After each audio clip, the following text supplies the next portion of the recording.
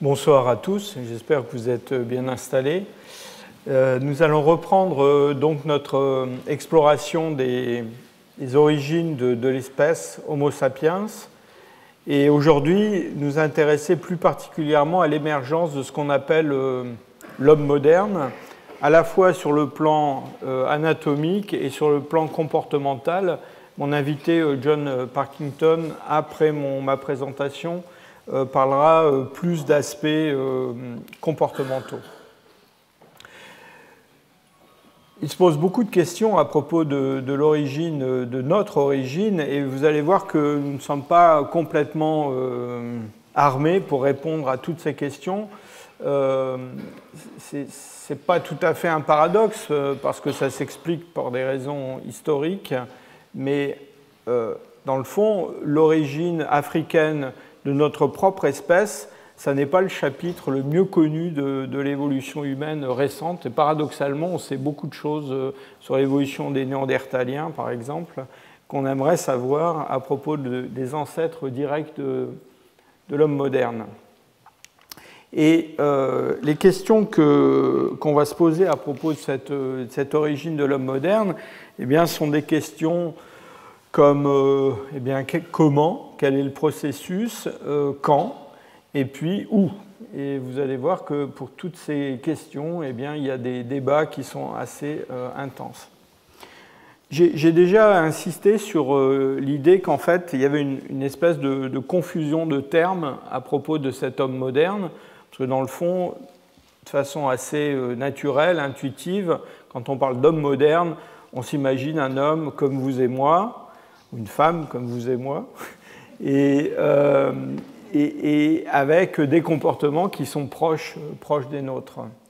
Et j'ai insisté déjà sur le fait qu'en fait, pour de nombreux auteurs, il y avait une distinction à faire entre Homo sapiens, notre espèce, et puis l'homme moderne avec tous ses attributs.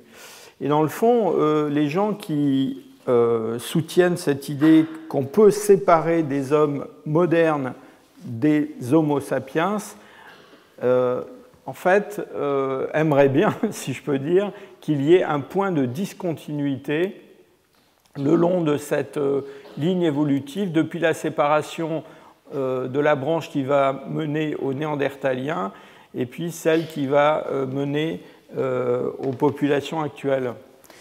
Je vous ai déjà expliqué que le long de cette branche-là, on avait distingué au moins deux espèces.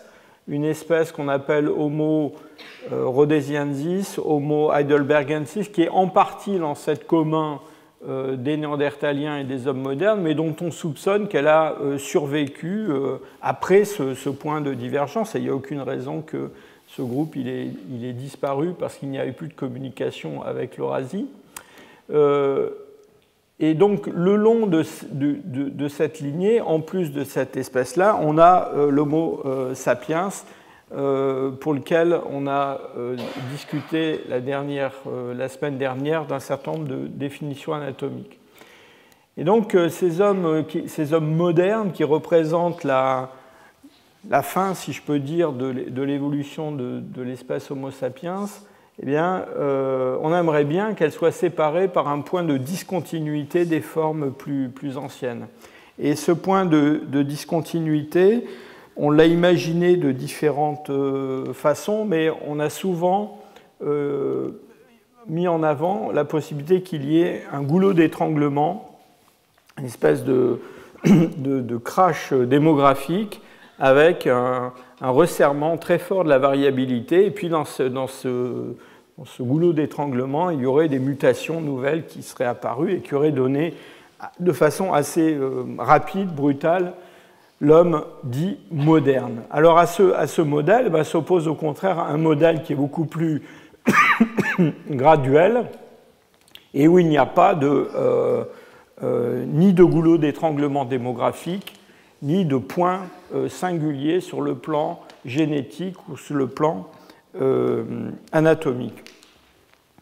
On peut explorer cette question de différents points de vue. D'abord, d'un point de vue anatomique, Et vous vous souvenez qu'on a déjà discuté d'un certain nombre de caractères anatomiques, en partie proposés par ces auteurs, Stringer et Day en 82, puis rediscutés par Stringer, Hublin et Van der Merch en 84, avec des caractères qui ont à voir à la fois avec la forme de la face, qui est une face courte, plate, rétractée sous le neurocrâne, et puis un neurocrâne qui est beaucoup plus globuleux que chez les hominines plus archaïques, avec d'autres caractères, en particulier la réduction de la denture, la présence de caractères à la mandibule comme le menton, et puis des caractères postcrâniens. Et je vous ai dit que quand on regardait les définitions quantitatives, chiffrées, qui avaient été données comme limite à cette variabilité, eh bien déjà, il y avait des hommes qui vivent aujourd'hui qui ne rentraient pas dans cette variabilité, ce qui est quand même un petit peu embêtant. Alors pour le passé, en général, on considère que quand on a une partie de ces caractères qui sont présents, eh bien on a affaire à un Homo sapiens ou à un homme moderne, avec l'ambiguïté qu'il y a sur ces deux termes. Vous vous souvenez certainement que lors de notre dernière rencontre, j'ai assez longuement discuté le fait que quand on remonte, disons, autour de 250, peut-être 300 000 ans, excusez-moi, on a en Afrique des formes qui ont déjà des faces modernes, avec des caractères qu'on pourrait trouver chez des hommes d'aujourd'hui, mais des neurocrânes qui présentent encore des caractères primitifs. Et donc c'est à partir de ces formes-là qu'on va voir apparaître ces hommes dits modernes. Celui qui est considéré comme le plus ancien et qui est classé dans cette catégorie moderne, eh bien, c'est ce spécimen qui vient d'Éthiopie, d'un gisement qui se trouve dans la vallée de l'Omo, dans la formation de Kibish, et qui est connu sous le nom de Homo Kibish I pour ce crâne. Et il a été daté par des méthodes relativement, en tout cas les dépôts qu'ils contiennent ont été datés par des méthodes relativement précises, autour de 195 000 ans avant le présent. Et vous voyez qu'il présente beaucoup d'aspects anatomiques qui sont considérés comme des caractères de l'homme moderne, même de l'homme d'aujourd'hui. Mais je dois dire qu'il y a quand même un certain nombre de questions qui se posent à propos de cette trouvaille. D'abord, vous voyez que c'est quand même un fossile qui est très fragmentaire. Tout ce qui est en bleu est reconstitué, donc ça laisse pas mal de marge pour jouer avec l'anatomie de ce crâne. Et puis, d'une certaine façon, il apparaît un petit peu comme, j'allais dire, trop moderne dans cette reconstitution, compte tenu de cet âge qui est très ancien. Et cela d'autant plus que dans le même niveau qui a livré ce crâne de Homo Kibish I, eh bien, on a un Homo Kibish II, qui est un autre spécimen, découvert apparemment dans le même niveau, qui est connu par une boîte crânienne, et cette boîte crânienne, vous le voyez immédiatement, elle a des caractères beaucoup plus primitifs, avec un frontal qui est beaucoup moins convexe, beaucoup plus fuyant, une région occipitale qui n'est pas arrondie comme celle qu'on trouve chez l'homme actuel, chez l'homme récent. Et donc la coïncidence de ces deux fossiles dans le même niveau a soulevé énormément de questions. Il y a alors en gros deux interprétations. Soit on a affaire à des populations qui sont très variables et on a des individus qui ont conservé des caractères primitifs, soit un des deux spécimens n'est pas à sa place dans la stratigraphie.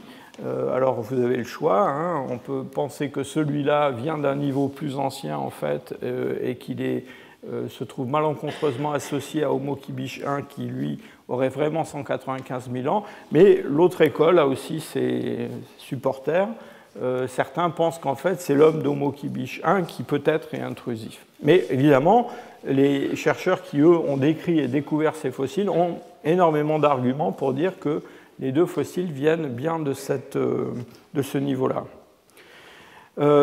L'autre point quand même sur lequel je voudrais insister, c'est que si on retient cet âge de 195 000, on est quand même assez loin dans le temps des 250, 280 000 ans de Florisbad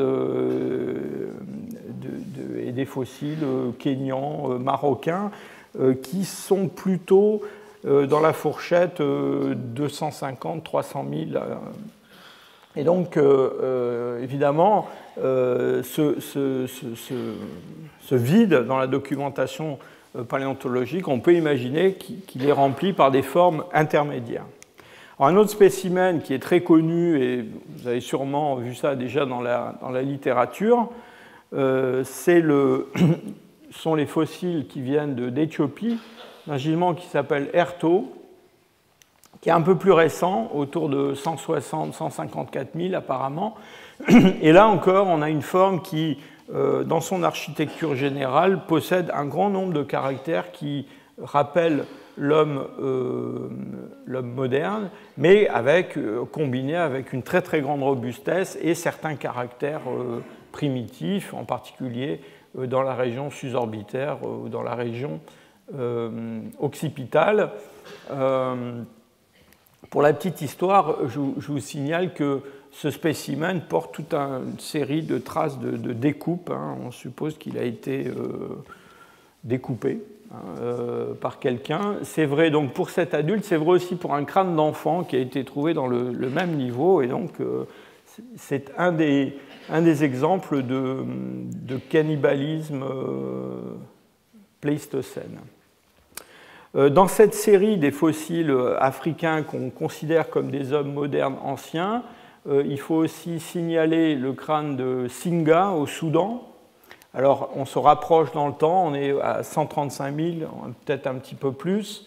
Ce crâne de Singa, effectivement, lui, possède une boîte crânienne qui est très globuleuse, avec un frontal qui est bien arrondi, mais il a aussi quelques caractères primitifs. Et de plus, il est assez difficile à interpréter sur le plan anatomique parce qu'il présente des anomalies de développement et des pathologies assez sérieuses. En particulier, vous ne le voyez pas sur la photo, mais il ne possède pas du tout de labyrinthe du côté droit. Il n'a pas d'oreille interne du côté droit. Et c'est quelque chose qui n'est pas très courant.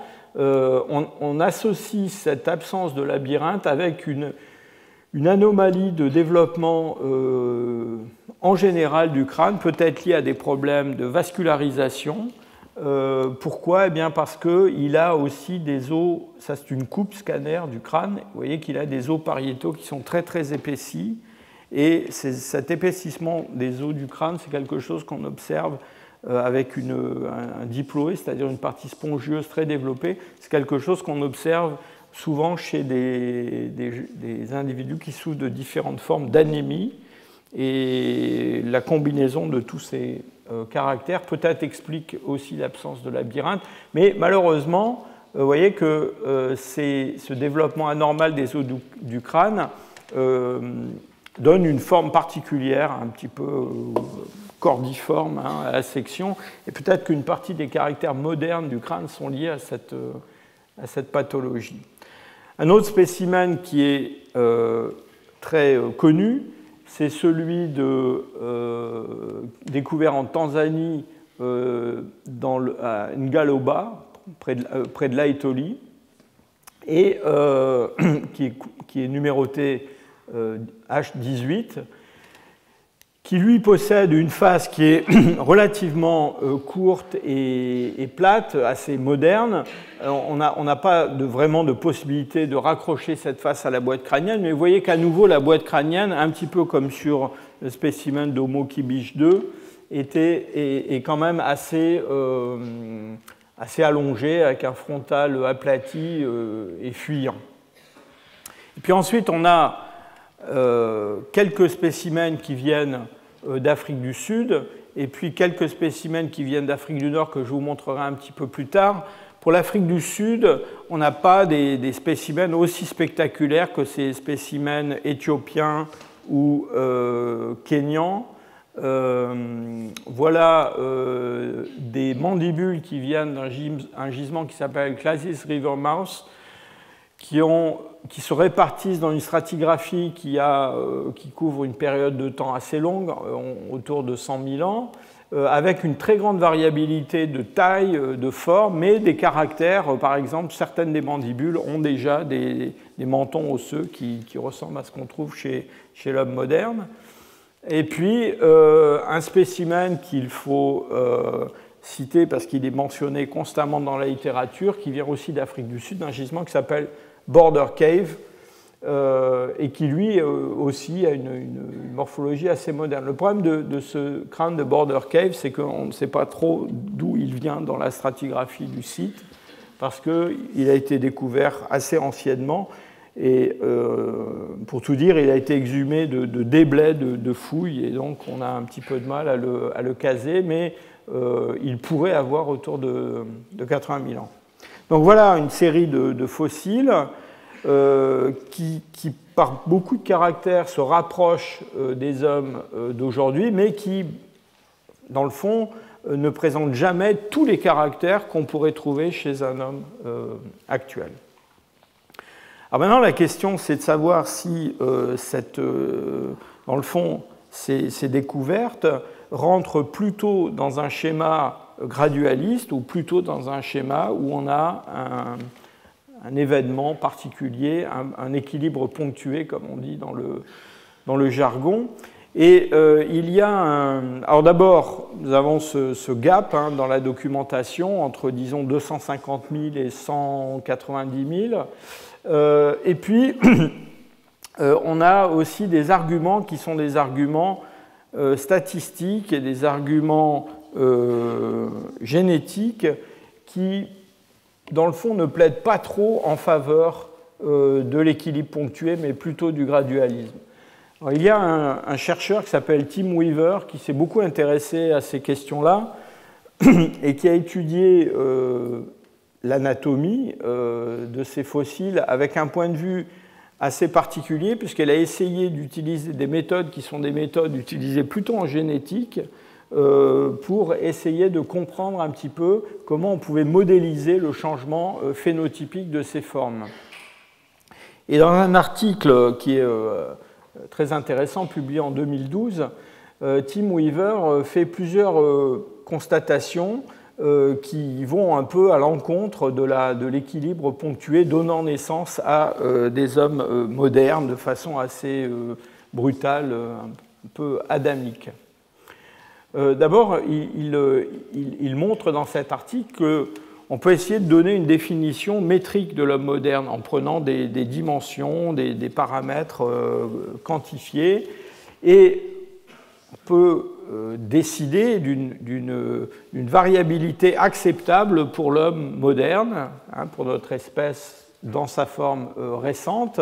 Et dans cet article, il propose de prendre un écart type de chaque côté de la moyenne et dire en gros tous les gens qui rentrent dans cette définition-là, pour tous les caractères, eh bien, sont des gens qui vont être considérés comme des hommes modernes.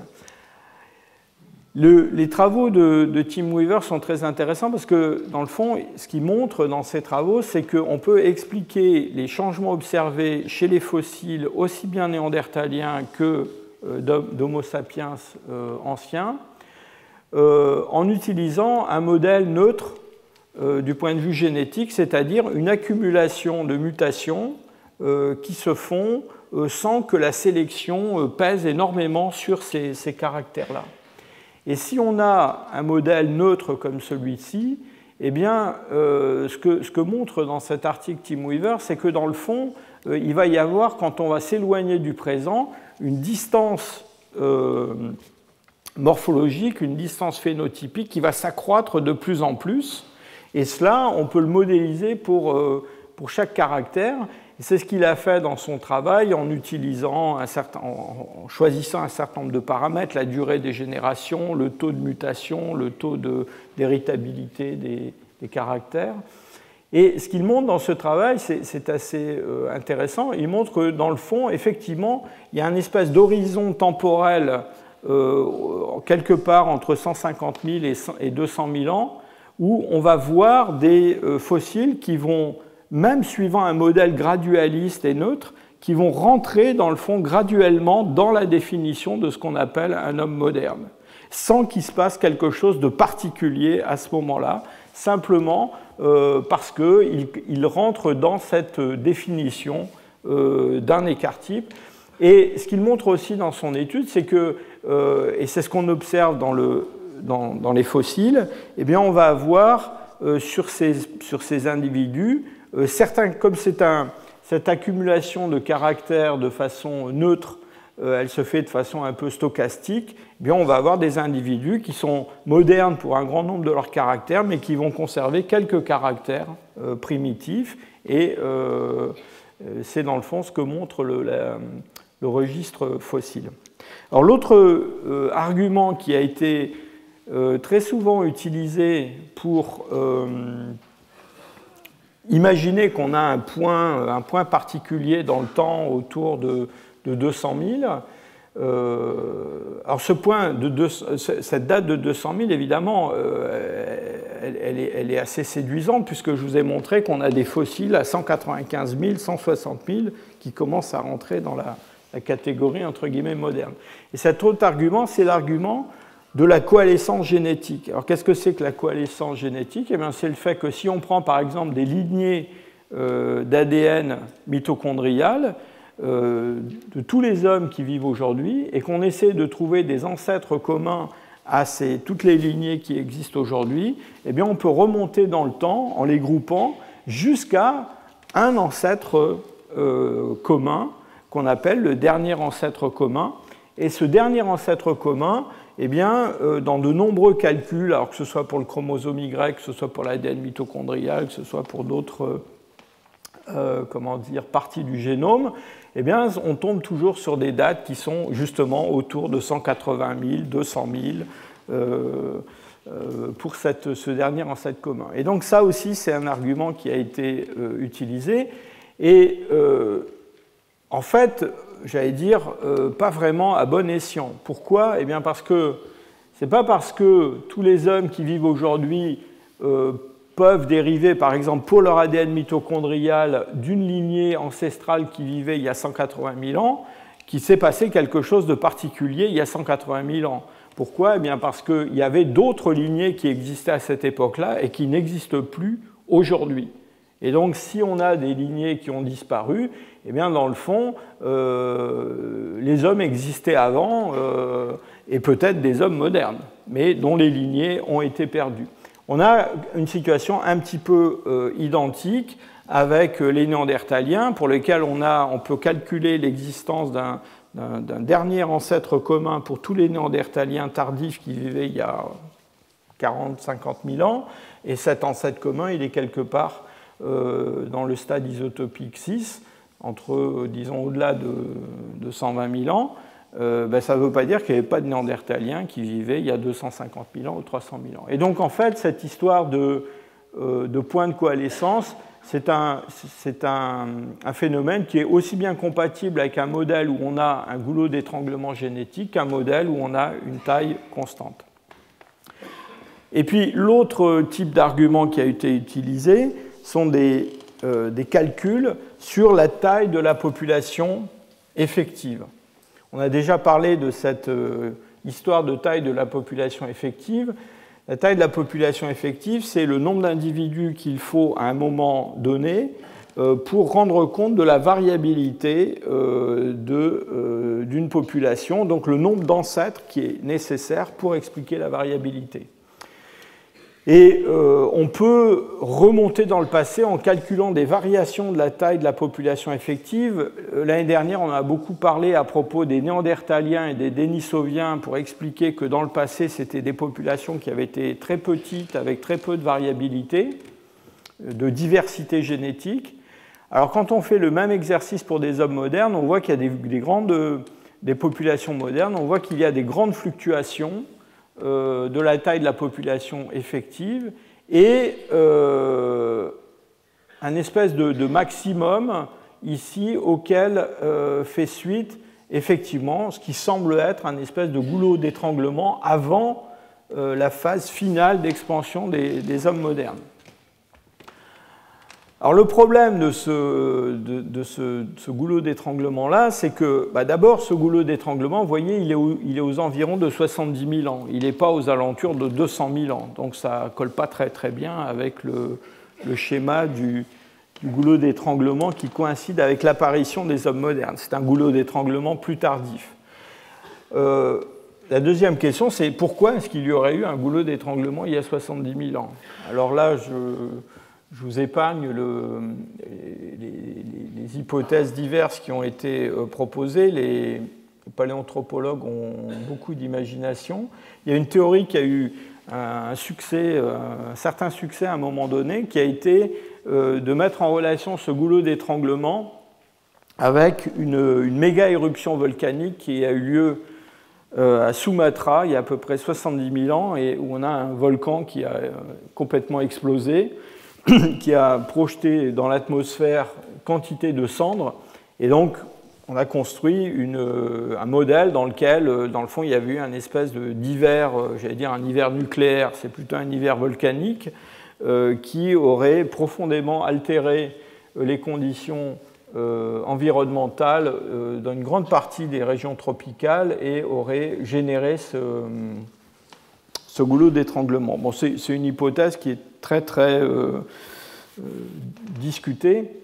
En fait, le vrai problème à propos de ces modélisations de la démographie, c'est que ça nous donne des variations de ce qu'on appelle, encore une fois, la taille de la population effective. Hein. Alors, quand on dit ça, on a l'impression que c'est quelque chose qui est directement lié à la vraie taille de la population. En fait, il y a pas mal de littérature sur le fait qu'il peut y avoir une grande différence entre la taille de la population effective et la taille réelle de la population.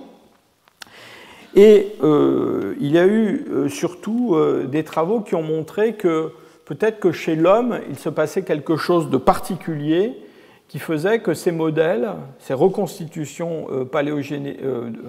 paléodémographiques ne fonctionnaient pas très bien. Pourquoi? Eh bien parce qu'on pense qu'avec les hommes, on a affaire à ce qu'on appelle des populations structurées. Alors qu'est-ce que ça veut dire des populations structurées? Ça veut dire qu'au sein de l'espèce humaine, dans le fond, les individus ne se reproduisent pas au hasard, mais ils se reproduisent préférentiellement au sein de populations qui partagent un certain nombre de traits, en particulier de traits culturels. Si vous êtes une femelle chimpanzé, si vous êtes un mâle, je vous le déconseille fortement, mais si vous êtes une femelle chimpanzé, que vous vous ennuyez dans votre groupe de chimpanzés, vous voulez partir dans la forêt, vous trouverez d'autres chimpanzés, ils seront sûrement très contents de vous accueillir, et donc peut-être que vous aurez des petits chimpanzés avec eux. Pour les mâles, ça se passe un peu plus mal. Pour les hommes, ça ne se passe pas comme ça du tout, parce qu'on a beaucoup plus de chances de faire des enfants, par exemple avec quelqu'un qui parle la même langue et qui a la même religion ou les mêmes habitudes. Et cela, ça a été étudié. Donc moi-même, j'ai travaillé avec un jeune chercheur dans mon laboratoire qui s'appelle Luc Prémaux.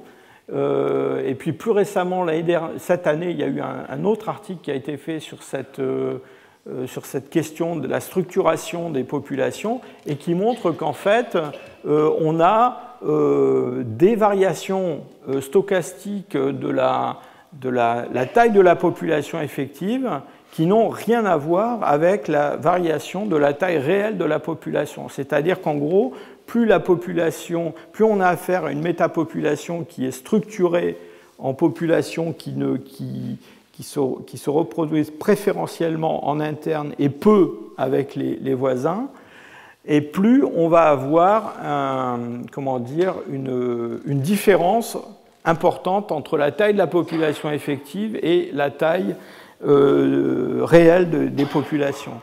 Et peut-être qu'en fait, eh bien, ce qu'on observe, cette espèce de baisse apparente de la taille de la population effective vers 70 000 qu'on observe chez les ancêtres des hommes actuels, ben, c'est peut-être plutôt une montée de la différenciation culturelle entre des groupes humains avec un caractère de plus en plus affirmé de ces caractères qui sont des marqueurs, encore une fois, pas forcément avec une grande valeur adaptative, mais qui peuvent être des marqueurs de groupe. Et cela, ça nous amène à discuter justement de la situation de ces premiers hommes modernes du point de vue comportemental et du point de vue culturel. Les premiers Homo sapiens, qui datent d'il y a 250-300 000 ans, apparaissent à peu près en même temps qu'un ensemble d'industries qu'on appelle le Middle Stone Age en Afrique, et les dates coïncident à peu près avec les plus anciens Middle Stone Age qui sont presque à 300 000 ans, en particulier ces industries qu'on a déjà regardées, de Cap Turin au Kenya, des industries où on trouve encore des bifaces, mais où on trouve aussi du débitage levallois, des pointes, du débitage de lame. Cela étant passant, on trouve ce genre d'association dans pas mal de sites dans lesquels ont été trouvés les fossiles que je vous ai montrés, et cela assez tardivement. Hein. Par exemple, à Erto, où on a trouvé ce crâne qui ressemble beaucoup à un crâne d'homme moderne, on a encore des bifaces qui sont souvent fabriqués sur des éclats, des grands éclats levallois, des gros éclats levallois, associés à des outils sur éclat qui sont plus, j'allais dire, typiques de ce Middle Stone Age. Alors ce Middle Stone Age, il va évoluer en Afrique, et on connaît en Afrique toute une diversité d'industries qui justement nous donne l'image d'une structuration du continent avec des populations qui ont des traditions culturelles fortes. Je suis sûr que mon collègue va vous parler de Levieson Port et du Still Bay en Afrique du Sud, mais on a dans les différentes régions d'Afrique des industries, alors ici qui sont représentées par des pointes, singulièrement des pointes bifaciales ou des pointes pédonculées. Ce Middle Stone Age, il est assez souvent caractérisé par la production de pointes, alors des grandes pointes bifaciales, mais parfois aussi des toutes petites pointes dont on pense qu'elles sont montées sur des projectiles pour tuer à grande distance. Donc on a effectivement cette structuration du continent africain en différents ensembles, et cela nous amène à cette question de l'origine, alors non plus de l'homme anatomiquement moderne, mais de l'homme moderne sur le plan comportemental. Alors, qu'est-ce que c'est que cette histoire de modernité culturelle? Eh bien, c'est un ensemble de comportements qu'on a chez les hommes modernes en Europe, disons après 40 000 ans, et qui sont bien différents de ce qu'on a chez les Néandertaliens auparavant. Donc en Europe, on a un remplacement de population avec une rupture très nette à la fois sur le plan anatomique et sur le plan comportemental, et ça s'explique assez bien. En Afrique, le paysage est assez différent, et on a, au cours des 20 dernières années, reconnu au sein de ce Middle Stone Age une émergence d'un certain nombre de ces comportements qu'on va trouver plus tard chez les hommes modernes en Europe. Alors, il y a des débats extrêmement intenses pour savoir qu'est-ce qui est un comportement moderne, qu'est-ce qui n'est pas un comportement moderne. Je vous montre ici quelques photographies d'objets qui viennent du Middle Stone Age d'Afrique du Sud, donc ce fameux Still Bay, où on trouve des pointes bifaciales qui ont été produites en traitant par la chaleur les matériaux. Cet Ovieson Port où on a des éléments géométriques dont on pense que c'est des pointes de projectiles. Et puis on a associé à ce matériel lithique des objets qui, en tout cas pour cet âge, sont tout à fait surprenants, en tout cas quand on a les yeux d'un archéologue européen.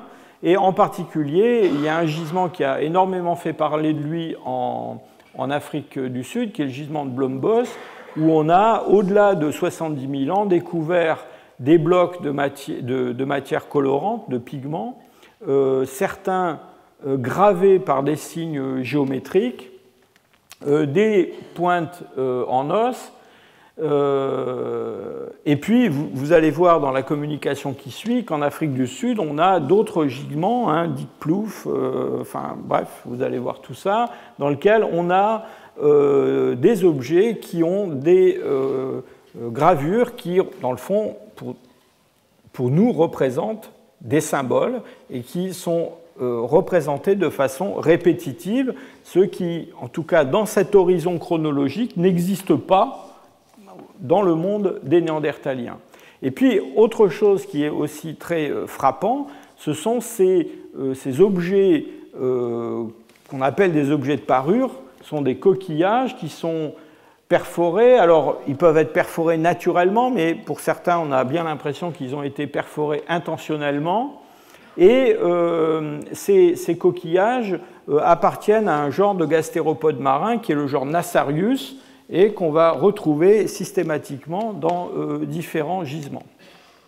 Et donc, l'idée qui a commencé à se développer dans les années 2000, eh bien, c'est que, dans le fond, un certain nombre de ces comportements, entre guillemets, modernes, avaient commencé à apparaître au sein du Middle Stone Age en Afrique de façon, j'allais dire, progressive.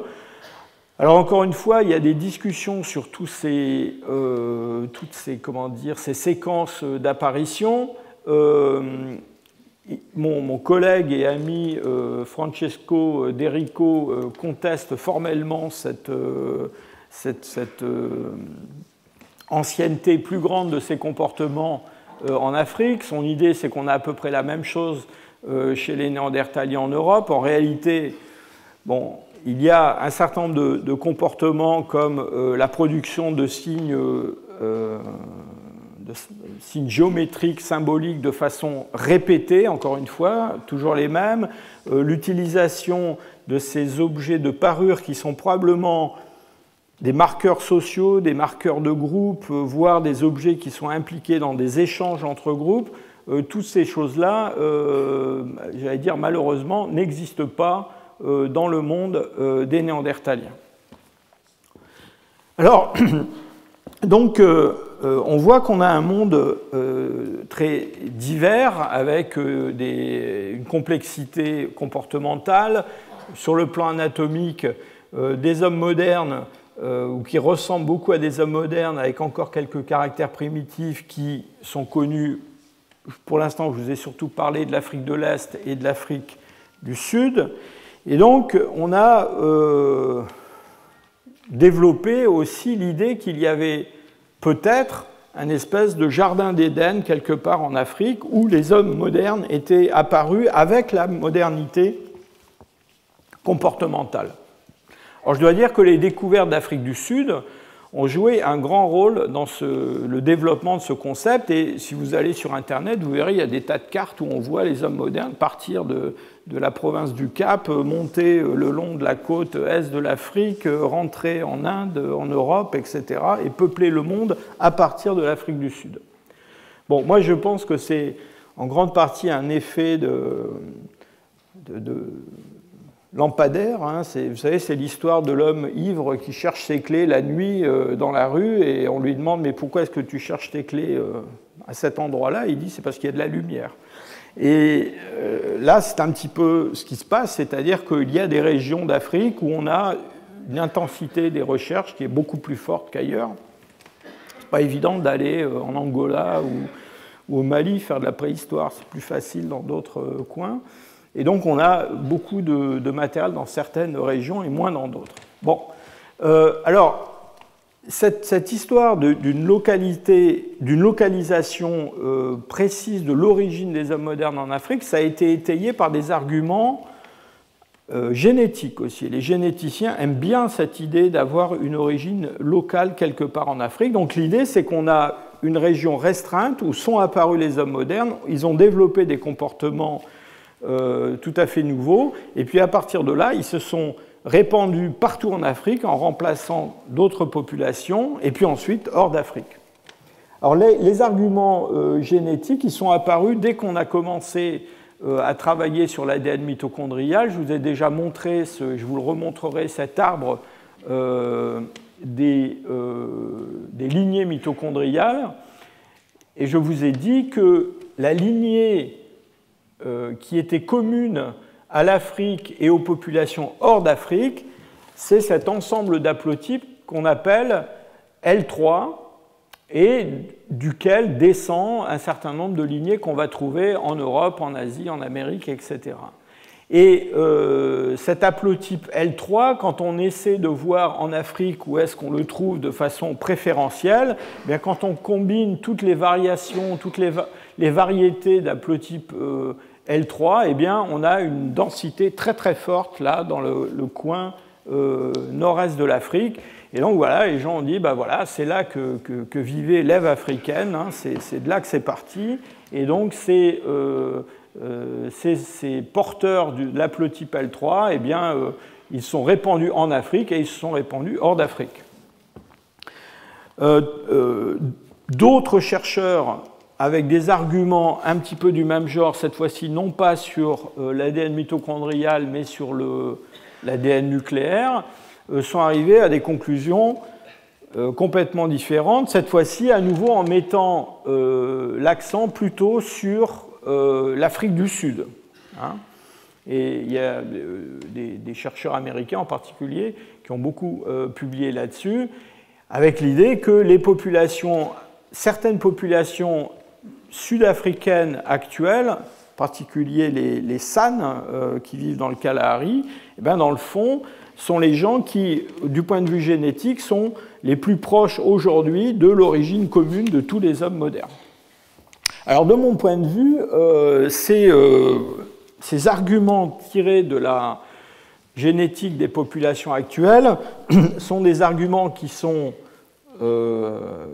difficiles à utiliser. Pourquoi ? Eh bien parce que si on veut utiliser la génétique des populations actuelles pour trouver l'origine des hommes modernes, il faut faire un certain nombre de suppositions qui, moi, me paraissent difficiles à faire. D'abord, la première, c'est que on a dans les populations actuelles des représentants, des descendants de toutes les populations qui ont existé dans le passé. Et ça, rien n'est moins sûr. Souvenez-vous de ce schéma que je vous ai montré sur la coalescence. Bah oui, on a un ancêtre commun, mais il a existé des tas d'autres gens qui n'ont pas cet ancêtre commun et qui étaient tout aussi hommes et tout aussi hommes modernes que nous. Et l'autre problème, c'est que ça suppose qu'on peut aussi reconstituer facilement les déplacements de population dans le passé. Et ça, c'est très difficile, surtout pour les généticiens. Alors je veux juste vous rappeler deux, trois choses. D'abord sur l'environnement. Je vous ai déjà montré cette carte de l'Afrique du Nord. Non pas, cette fois-ci, on n'est plus en Afrique de l'Est, on n'est plus en Afrique du Sud, mais on est dans le Sahara. Et le Sahara, eh bien, on sait que le Sahara, disons au cours des derniers 125 000 ans, a connu un certain nombre d'épisodes où il a été couvert non seulement par des steppes, mais aussi par des savanes, voire par des savanes arborées, avec des lacs, avec des fleuves.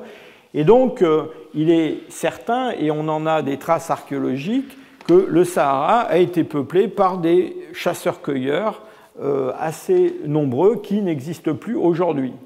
Et donc, soit ces gens-là ont disparu, soit ils ont été repoussés vers d'autres régions quand le Sahara est devenu ce qu'il est aujourd'hui. À l'inverse, on a des périodes qui ne sont pas des périodes humides, qui sont au contraire des périodes arides, et en particulier, ça a été le cas durant les deux glaciation du stade isotopique 6 et du stade isotopique 2, où là, on a un phénomène inverse. C'est-à-dire que le Sahara, le Kalahari se développe beaucoup, mais la forêt équatoriale disparaît presque complètement et est remplacée par des savanes. Et là, à l'inverse, eh bien, on peut imaginer que ces régions pour lesquelles pratiquement aujourd'hui on n'a aucune archéologie, parce que c'est très difficile d'aller faire de l'archéologie dans ces environnements-là, dans ces paysages-là, eh bien, étaient peuplées aussi par des chasseurs-cueilleurs. Donc, vous voyez que ce n'est pas très évident. Et alors, pour le passé lointain, là, on parle de 20 000 ans, et là, on parle de 130 000 ans. Donc, on a ces mouvements de population, mais qu'on a du mal à reconstituer, mais on peut les reconstituer pour des périodes récentes. Et donc, même pour des périodes récentes, on voit que ces populations sont déplacées. Luis Quintana Murci vous a montré la semaine dernière comment les locuteurs de langue bantou se sont répandus en Afrique. C'était des agriculteurs, enfin, ce sont des agriculteurs, à partir d'une zone qui se trouve au nord du Cameroun. Et ces gens-là, au cours des derniers millénaires, se sont déplacés d'abord vers le sud, puis vers l'est, avant de se répandre à la fois au nord de la forêt équatoriale et puis vers le sud jusqu'en Afrique du Sud. Et donc on peut retracer tout le cheminement de ces populations au cours des derniers 5000 ans. Probablement ce passage ici à l'ouest, il s'est fait au moment d'un assèchement du climat, avec une transformation de la forêt en savane dans un corridor qui a permis ce passage. Mais au cours de ce déplacement, ces agriculteurs bantous ont déplacé des populations de chasseurs-cueilleurs. Et cela explique que, dans le fond, faire de la génétique des populations de chasseurs-cueilleurs aujourd'hui pour essayer de trouver la zone d'origine de l'homme moderne, c'est un petit peu compliqué. D'abord parce que les chasseurs-cueilleurs que l'on connaît aujourd'hui en Afrique sont des populations vestigiales. C'est très peu de monde, des pygmées qui vivent dans la forêt équatoriale, quelques groupes en Afrique de l'Est comme les Hadza, et puis ces San qui vivent dans l'Afrique du Sud. Et on a de bonnes raisons du point de vue génétique, par exemple pour les San, ou ce qu'on appelle les Khoisan, on a de bonnes raisons de penser que ces gens-là, qui aujourd'hui sont connus en Afrique du Sud, dans le passé, ont vécu beaucoup plus au nord, puisqu'on trouve des marqueurs génétiques de ces Khoisan qui ont été fixés dans des populations de langue bantoue, en Zambie par exemple, et la seule explication qu'on a pour ça, c'est que ces locuteurs de langue bantoue, quand ils sont arrivés dans ces régions-là, ont déplacé ces populations Khoisan, mais on les ont en partie assimilées. Donc vous voyez que la reconstitution de la géographie du passé, des populations passées, n'est pas évidente du tout. Alors je veux vous ramener à nouveau dans le nord de l'Afrique pour vous montrer à quel point, dans le fond, l'image de l'Afrique actuelle, elle est faussée, elle est biaisée par ces changements environnementaux qui ont agité le Pléistocène. On a dans toute cette zone saharienne, dans laquelle je vous ai expliqué qu'il y a eu plusieurs épisodes verts, des industries lithiques qu'on rattache à un ensemble Middle Stone Age qu'on appelle latérien. Alors ce Middle Stone Age d'Afrique du Nord, dont on parle beaucoup moins que le Middle Stone Age d'Afrique du Sud ou d'Afrique de l'Est, on le connaît depuis au moins 100 000 ans jusqu'aux alentours de 40 000 avant le présent, et il couvre une surface qui est gigantesque. Pour vous donner une idée de la surface, j'ai superposé ici la taille des États-Unis d'Amérique. Donc vous voyez, les Atériens vivaient sur une surface qui est comparable à la taille des États-Unis d'Amérique. C'est pas rien. Et donc ce n'était pas un petit groupe de chasseurs-cueilleurs, c'était un ensemble de populations probablement assez important, même si la densité de population était faible. Ces Atériens, on les connaît dans tout le Sahara, on les connaît un peu partout dans le Maghreb, On les connaît particulièrement bien au Maroc. Pourquoi au Maroc? Parce qu'au Maroc, on a des sites stratifiés en grottes, ce qui n'est pas le cas au Sahara, où la plupart du temps, ces industries latérales sont trouvées en surface. Bien, quand on regarde ce qu'on trouve dans ces gisements marocains, eh bien, ce qu'on voit d'abord, c'est qu'on a des restes humains donc, qui datent autour de 100 000, 80 000, et ces restes humains, eh bien, ma foi, ressemblent fichtrement à tout ce que je vous ai montré tout à l'heure en Afrique de l'Est et en Afrique du Sud. Par exemple, les mandibules de Clasismouse rivermouse et les mandibules attériennes qu'on a au Maroc, eh bien, sont des mandibules qui montrent la même variabilité, la même combinaison de caractères modernes et de caractères archaïques. Et dans le fond, ces hommes de la Terrien, on peut les voir comme des hommes modernes anciens, autour de 100 000 ans. Sans vouloir rentrer trop dans les détails, quand on fait l'analyse morphométrique de leur face, ici il s'agit du crâne de Dar es Sultan II, c'est le nom du site, et le crâne numéro 5, eh bien, on a une morphologie qui ressemble beaucoup à ce qu'on va trouver chez les premiers hommes modernes hors d'Afrique, à Skoul et à Kavzé. On en parlera la semaine prochaine. Donc, ces hommes qu'on va trouver pour la première fois hors d'Afrique il y a un peu plus de 100 000 ans. Et du point de vue comportemental, eh bien, cet attérien, eh bien, il présente des caractères, dans le fond, qui sont les caractères qu'on trouve dans le Middle Stone Age, dans de nombreux autres endroits en Afrique. On a des points de foliacés. On a parfois, d'ailleurs, des jolis petits points de foliacés qui ressemblent presque à des pointes de flèches néolithiques avec un pédoncule. On a des outils en os. On a une utilisation des pigments. Et on a, alors ça, c'est quelque chose que je trouve absolument extraordinaire, on a les mêmes Nassarius perforés qui ont été découverts en Afrique du Sud et qui, alors vous savez, en archéologie, on trouve ce qu'on cherche. Donc le jour où on a commencé à trouver des Nassarius perforés dans des gisements en Afrique du Sud, tout le monde s'est mis à regarder le Middle Stone Age partout, et on s'est rendu compte en fait qu'il y en avait bien ailleurs qu'en Afrique du Sud. Donc il y en a au Maroc dans plusieurs gisements. Soit étant passant, ils sont plus anciens que ceux qui sont connus en Afrique du Sud, sont plutôt autour de 100 000 ans pour les plus anciens.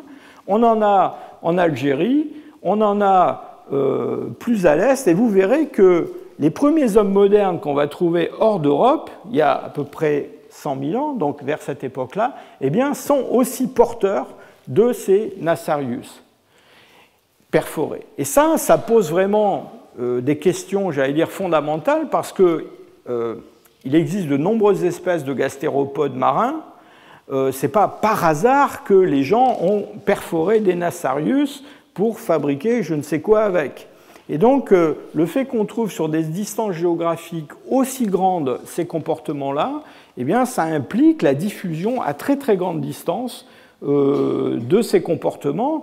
Alors pour l'instant, on n'a pas trouvé au milieu du continent africain encore des Nassarius du Middle Stone Age, mais même si on imagine que c'est seulement sur la bande côtière que ce comportement s'est développé, je ne sais pas si vous imaginez la distance qu'il y a entre la région du Cap et la région de Rabat ou de Tanger, mais c'est une distance qui est absolument faramineuse. Et donc l'image qu'on a maintenant de ces populations du Middle Stone Age africain, de ces hommes modernes, ces premiers hommes modernes en Afrique, c'est l'image de populations qui sont structurées, qui sont profondément impactées par les changements climatiques avec des moments de séparation de ces populations, en particulier quand des déserts comme le Sahara se développent, et puis au contraire, des moments où ces populations sont en contact et en communication, et de mon point de vue, il n'y a pas d'autre moyen d'expliquer la diffusion de comportements comme l'utilisation de ces Nassarius. Évidemment, ça pose la question de ce qui se passe sur le plan biologique et sur le plan génétique. Cette liste que je vous ai déjà montrée, c'est la liste de ces 87 gènes qui ont été identifiés en 2014 comme des gènes qui sont présents chez tous les hommes modernes et absents chez les formes archaïques comme les Néandertaliens et Denisoviens. Alors les gens qui soutiennent plutôt l'idée d'un jardin d'Éden quelque part en Afrique de l'Est ou en Afrique du Sud, dans le fond, leur idée, c'est que toutes ces mutations sont intervenues dans une population et que c'est la combinaison de ces mutations et puis de ces comportements, entre guillemets, modernes, qui a fait que ces populations se sont répandues dans toute l'Afrique, ont remplacé tout le monde, et puis ensuite sont répandues hors d'Afrique. Alors, avec ce que je vous ai montré de mes Nassarius, là, il y a 100 000 ans, il y a un autre modèle qui est envisageable, c'est le fait que si ces populations, si ce réseau de populations était tantôt séparé, tantôt en contact, eh bien même si ces mutations sont apparues de façon séparée dans différentes régions du monde, eh bien si elles présentaient un grand avantage sélectif, eh bien elles se sont répandues dans ces populations à l'échelle de toute l'Afrique, avant même la sortie d'Afrique. Donc, en quelque sorte, quand on a parlé des modèles d'apparition d'Homo sapiens, j'ai quand même assez fortement critiqué le modèle multirégional. Et ce que je suis en train de vous décrire là, c'est un espèce de modèle multirégional à l'échelle de l'Afrique, pas à l'échelle du monde. Alors, pour finir, vous allez voir, vous avez l'impression que je m'éloigne du sujet, mais je vais y revenir très vite. Je voudrais vous dire un mot de ce qui s'est passé en Afrique du Nord après la Terrien. Donc on va aller beaucoup plus près de nous dans le temps, autour du dernier maximum glaciaire et puis juste après. Alors en Afrique du Nord, on a une industrie qu'on appelle l'ibéro-maurusien. Cet ibéro-maurusien, c'est une industrie où on trouve des petites lamelles comme ça en grande quantité. Je ne vais pas vous donner beaucoup de détails sur les ibéro-maurusiens, mais sachez quand même que ces ibéro-maurusiens, ils ont laissé derrière eux des nécropoles très importantes avec énormément de véritables cimetières, hein, avec des squelettes de nombreux individus.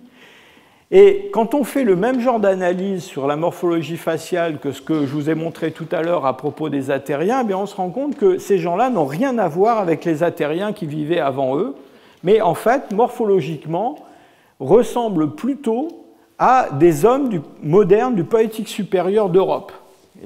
Et ça, c'est quelque chose qui a été souligné dès les premières découvertes de ces ibéro-maurusiens. Donc, ils ne se rapprochent pas des hommes de Kafzé ou de Skoul, mais ils se rapprochent des hommes du Paléolithique supérieur. Et donc, l'idée, c'est que peut-être, vous savez, je vous ai dit, il y avait des chasseurs-cueilleurs en Afrique du Nord autrefois, dans le Sahara, il y avait tous ces Atériens, mais dans le fond, aujourd'hui, il n'y a plus de chasseurs-cueilleurs, il n'y a pas des pygmées ou des Sânes du Maghreb.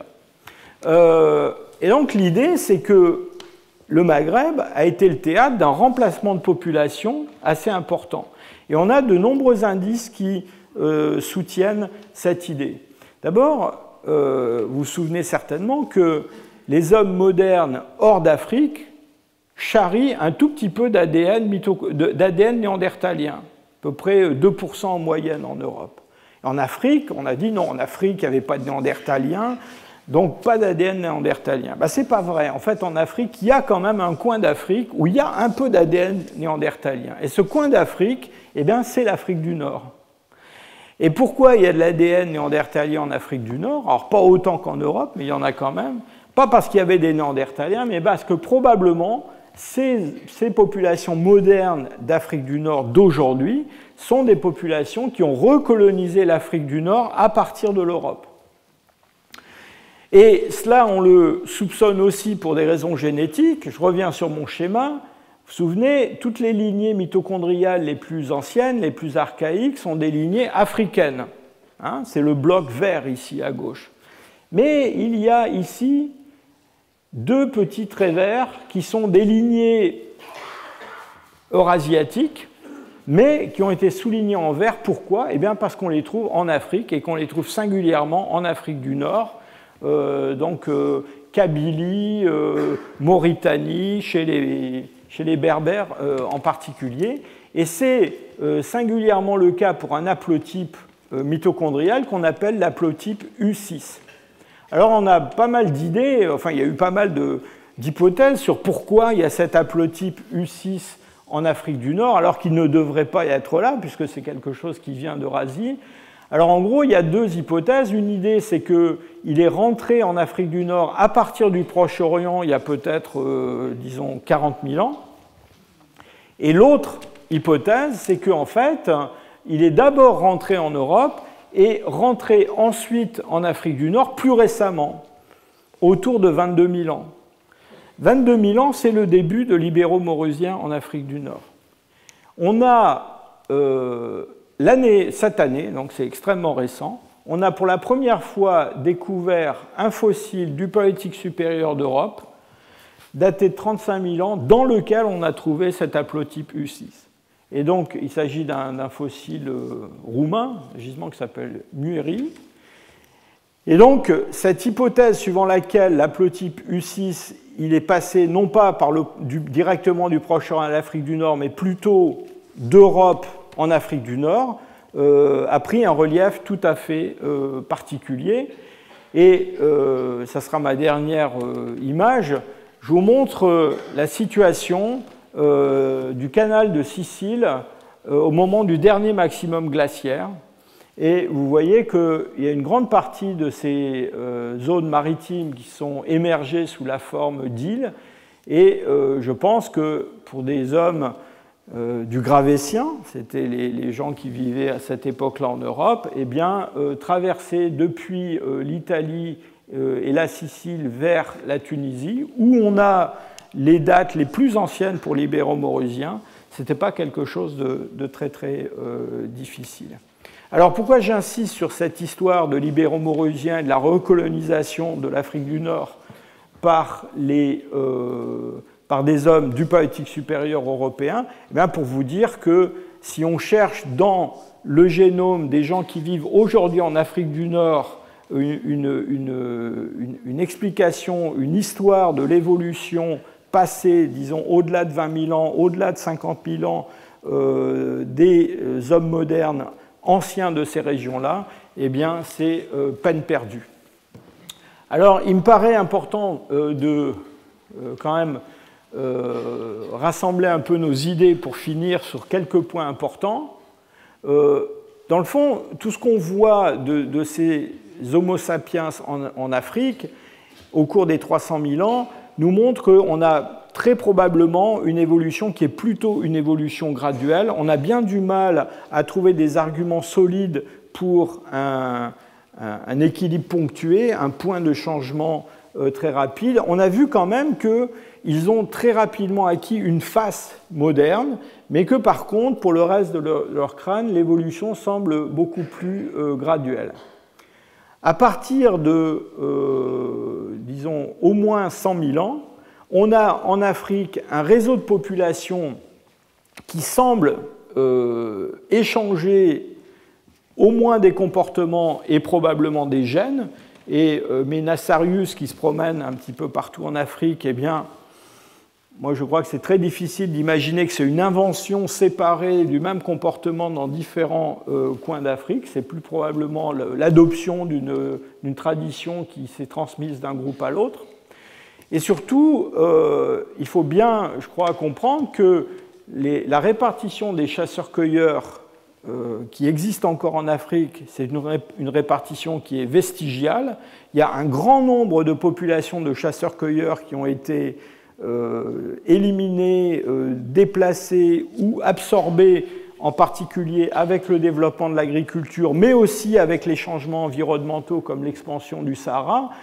Et donc, voilà, on est très content d'avoir le génome des San ou des Hadza et de dire qu'ils sont proches de l'origine des hommes modernes, mais si on avait le génome des hommes de l'Atérien, eh bien, on verrait que ces hommes de l'Atérien, ils avaient peut-être un haplotype mitochondrial qui était le groupe frère de celui des Pygmées ou des San.